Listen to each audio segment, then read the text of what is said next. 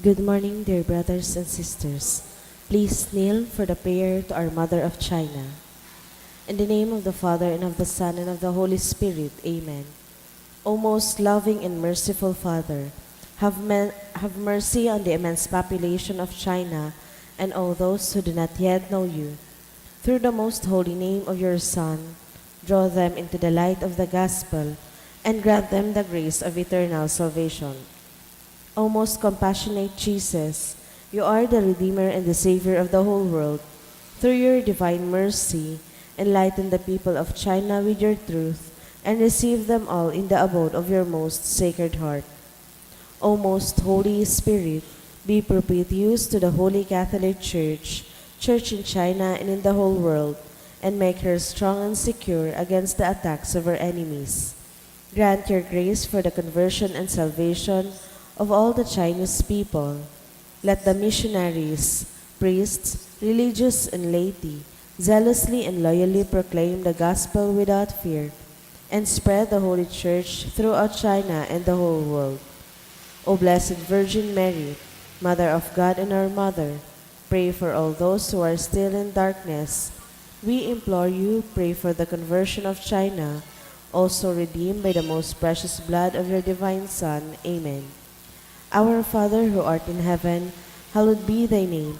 Thy kingdom come, thy will be done on earth as it is in heaven.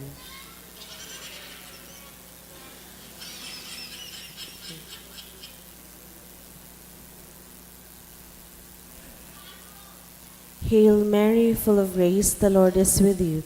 Blessed are you among women, and blessed is the fruit of your womb, Jesus.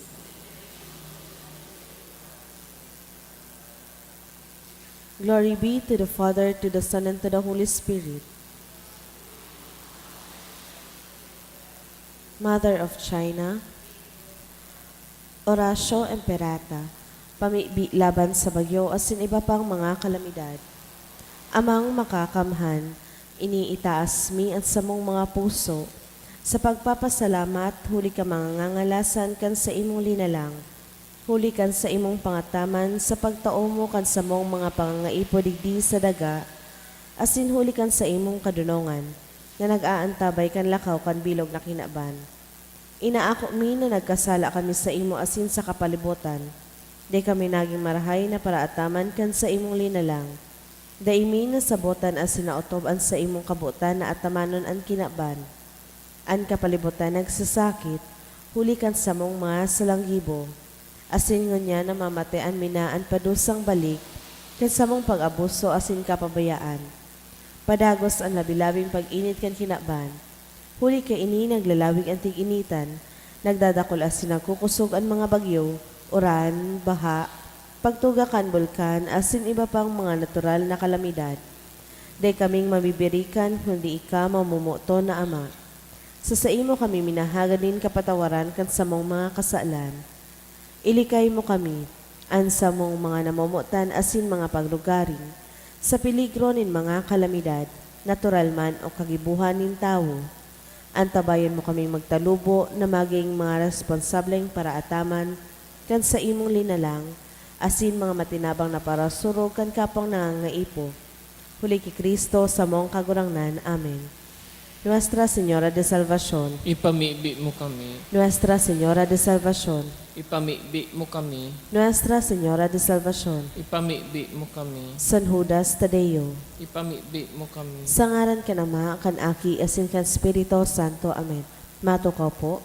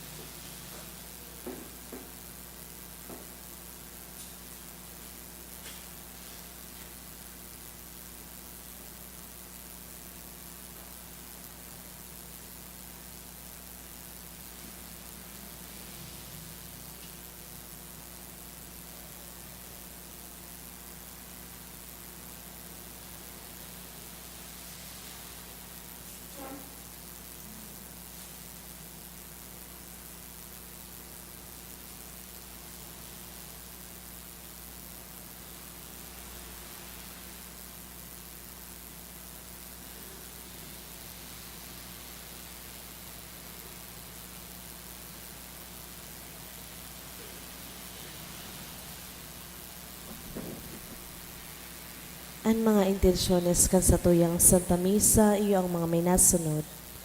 Thanksgiving for the birthday blessing offered by Christy. Thanksgiving offered by Olaguer and Pavericio family. For the gift of life of Jose Maria Tomas Reyes, offered by G. Reyes and family. Special intention to pass the examination offered by Ryan Recuenco. For complete healing of Hyacinth, offered by Giovanni Aparente. Special intention offered by Aurea Liagas and family. For passing the licensure exam of Romy, offered by Josie. Para sa kapaingaloan kan mga minasunod na kalag. Antonio by FNS Velasco. Froilan by Rosie Asopardo Cantara and family. Jose by Nilfali and family. Pantaleon by Yuson family. Chan Ki by Mr. and Mrs. Eddie and Grace Chan and family. Emma and Pacifico offered by Maya Yap and family. Jovenal offered by an anonymous. All Souls by Lourdes Sereno. Teodoro by Eden Musa. Juliana and All Souls offered by Abelardo Datu and family. For the death anniversary of Norma by Garcia family. Monina Federico by Alain Masip. Adrian by La Torre family.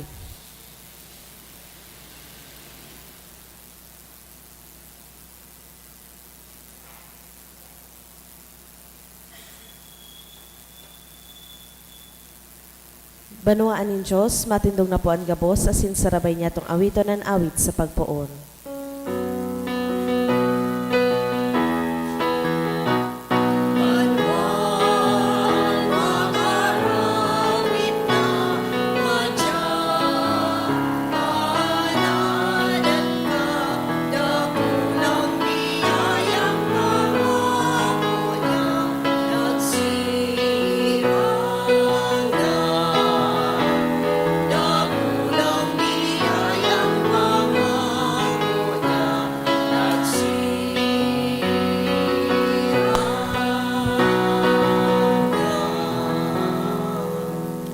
Sa ngaran ka Ama, asin kanaki, asin kan Espiritu Santo. Amen.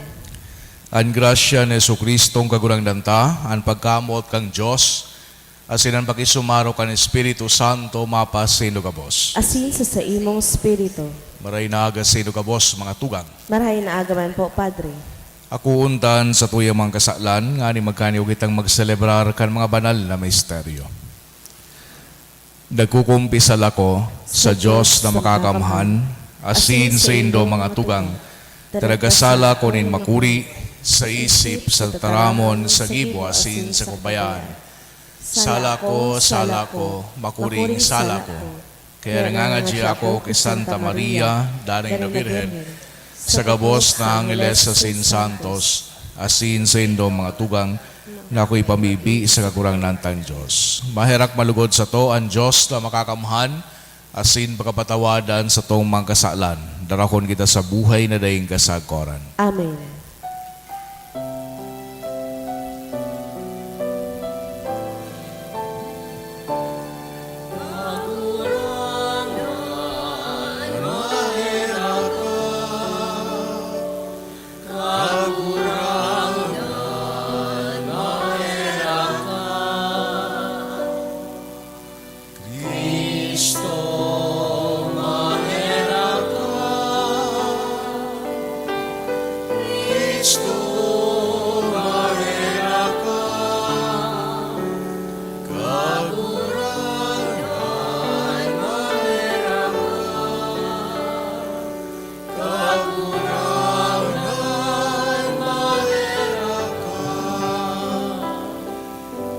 Mamibi kita. O Diyos na naghimo kay Santo Tomas na mabantog sa kaigusan para sa kabanalan, asin sa korupan para sa banal na katukduan. Warasan sa mo na mimibi kami na magmidbid sa dunong sa mga tinukdo niya, asin mag-arog kan mga ginibo niya. Huli kay Jesucristo, kagulang na niya mo sa imong aki, na kay bamong nabubuhay asin nagahade, kasarukan ng Espiritu Santo, Diyos sa kabos na kapanahonan kan mga panahon. Amen. Ang liturhiya kan tataramon.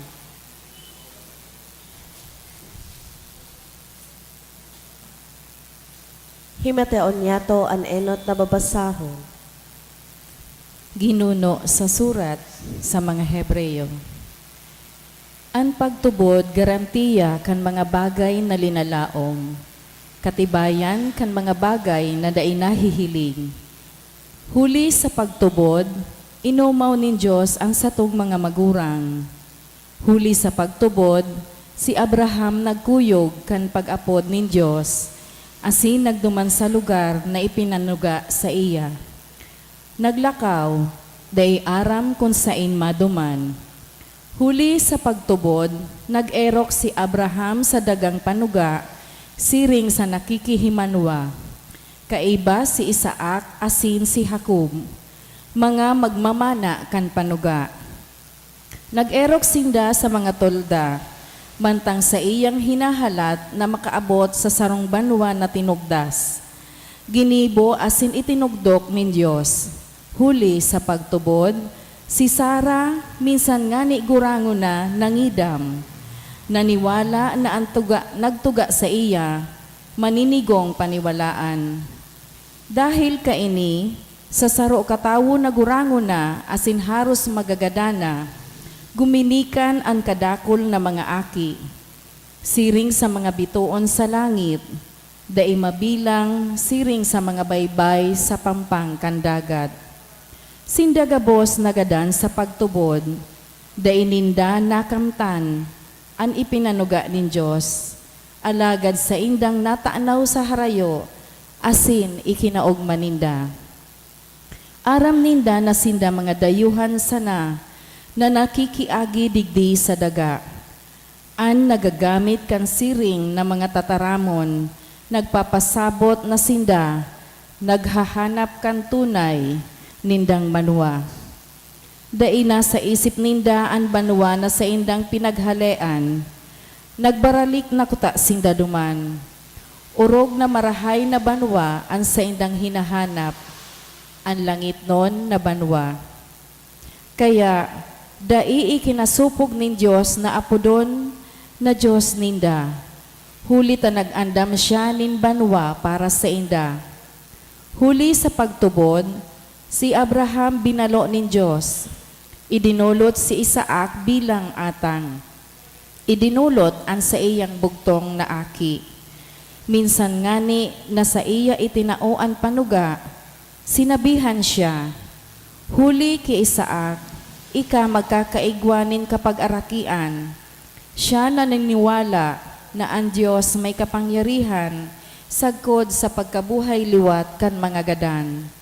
Kaya, masasabi niya to na inako liwat ni Abraham si Isaac na garong hali sa mga gadan. Tataramon kan kagurangnan. Salamat sa Diyos. Pag umawon ang kagurangnan, Diyos nin Israel, huli ta dinalaw niya ang sa iyang banwaan. Pag umawon ang kagurangnan, Diyos nin Israel, huli ta dinalaw niya ang sa iyang banwaan. Nagpadara siya sa to nin sarong mapangyaring paraligtas sa harong ni David na sa iyang uripon. Siring sa ipinahayag niya kaitong panahon, sa nguso nin sa iyang mga banal na propeta. Pag umawon ang kagurangnan, Diyos nin Israel, huli ta dinalaw niya ang sa iyang banwaan. Naililigtas niya kita sa satong mga kaiwal, sa kamot nin mga nag-uungis sa to. Nahirakan ang satong mga magurang, narumdoman ang sa iyang banal na tipan. Pag umawon ang kagurangnan, Diyos nin Israel, huli ta dinalaw niya ang sa iyang banwaan. Asin ang panuga na isinumpa ki Abraham na satuyang ama, nganing dainin takot asin ligtas sa satong mga kaiwal. Makapaglingkod kita sa iya sa kabanalan, sa gabos na aldaw, sa iyang atubang. Pag umawon ang kagurangnan, Diyos nin Israel, huli ta dinalaw niya ang sa iyang banwaan. Ang pagrukyaw kan banal na ebanghelyo.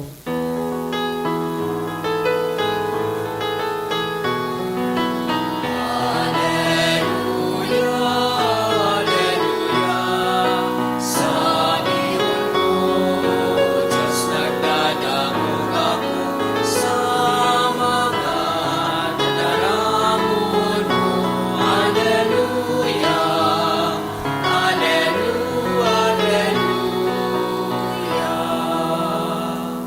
Ang kagurangnan mapas sa Indo, asin sa imong spiritu, pagrukyaw kan Ebanghelyo, sinurat ni San Marcos. kamurawayan sa imong kagurangnan. Sarungal daw pagkahapon, si Jesus nagsabi sa mga disipulos, mabalyo kita sa ibong kandanaw. Binayaan nindan katawuhan, nagsakay sinda sa sakayan na nalulunada ni Jesus. Ang ibang mga sakayan nag-ibaman sa iya. Uminabot ang makusog na duros. Ang sakayan hinahampaskan mga alon as sinapapano na din tubig. Si Jesus yaon duman sa ulin, nagtuturog sa sarong ulunan. Pinukaw siya nindasin sinabihan, Maestro, dai mo ikinakapurisaw na malunod kita. Si Jesus nagbangon, sinawayan duros asin nagsabi sa danaw, magtuninong ka, untok. Nagtunong ang duros, asin naglinaw ang panahon. Dangan nagsabi sa iyang mga disipulos, ta daw tadatakot kamo. Ta daw tadai pa kamo din pagtubod. Inabtan sinda nin makuring takot, asin ini an sa idang hapot. Si Isay ini na kinukuyog kan duros, asin dagat. Mga tugangan marahay na bareta kan sa tong kagurangnan. Pag-umaw sa imo, Kristo. Sa giraray marhay na aga sa ilugabos mga tugang.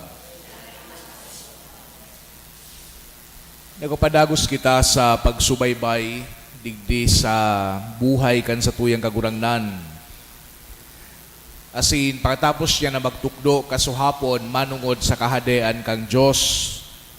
Ngunya nanumpungan niya to siya na nagbabalyo, pasiring duman sa sarong lugar, kaiban sa iyang mga disipulos sa tahaw nin danaw. Asin, duman sa danaw, inabot ini ni makusog na duros or storm. Asin nagkatarakot sa mga disipulos.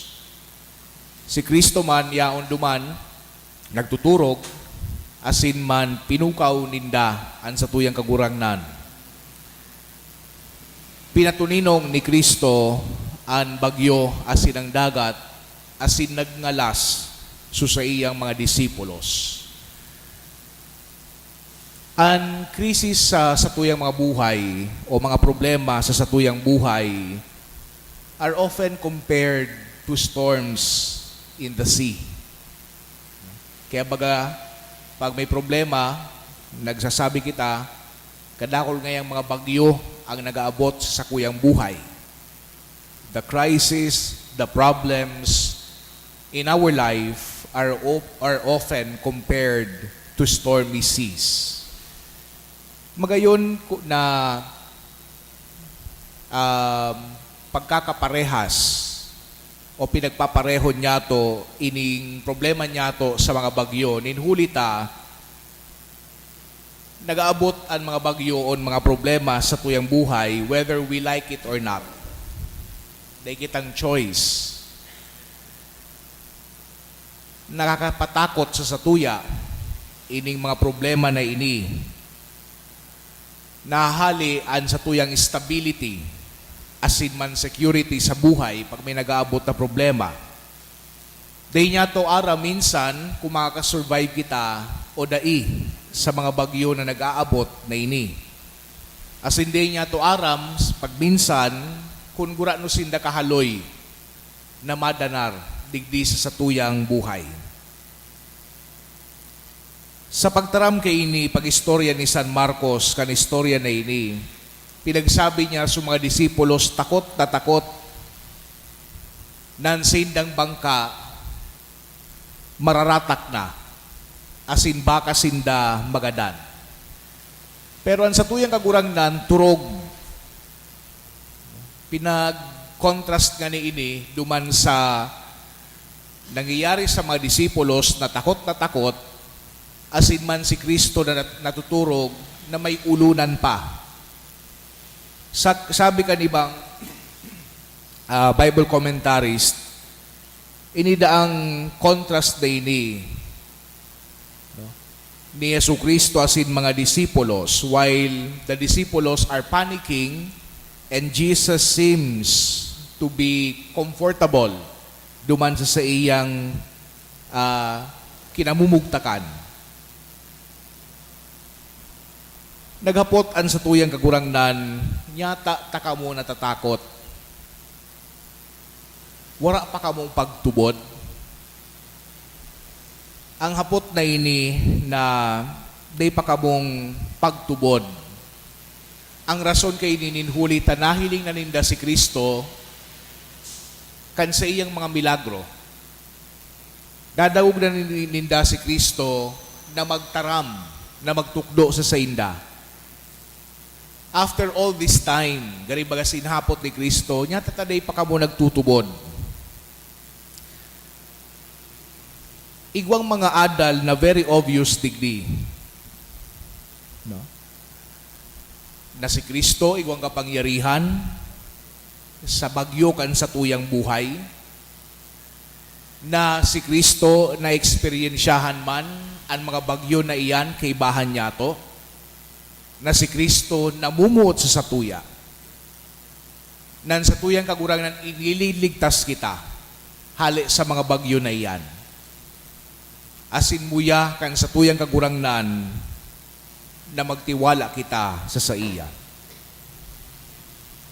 Pero igwaman na adal na bako maray obvious.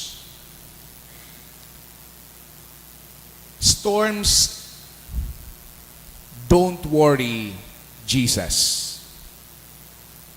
Day nahahandal ang sa tuyang kagurangnan sa mga bagyo na ini. And He is right there with us during them. But Jesus is perfectly calm. Di siya natatakot. Bako siya impatient. Di siya nag-worry. Sa sobrang aning pagkakalma, turog. Kaya minsan, napapahapot kita, nyatagagday siya minabangon, asin gibuhanin paagi ang sa tuyang problema. We start to wonder that He even knows our problem, that He even knows our predicament. Napapahapot kita whether Jesus cares, whether Jesus can do anything about our problem. Siring sa mga disipulos, nagtutubod kita na yaonan sa tuyang kagurangnan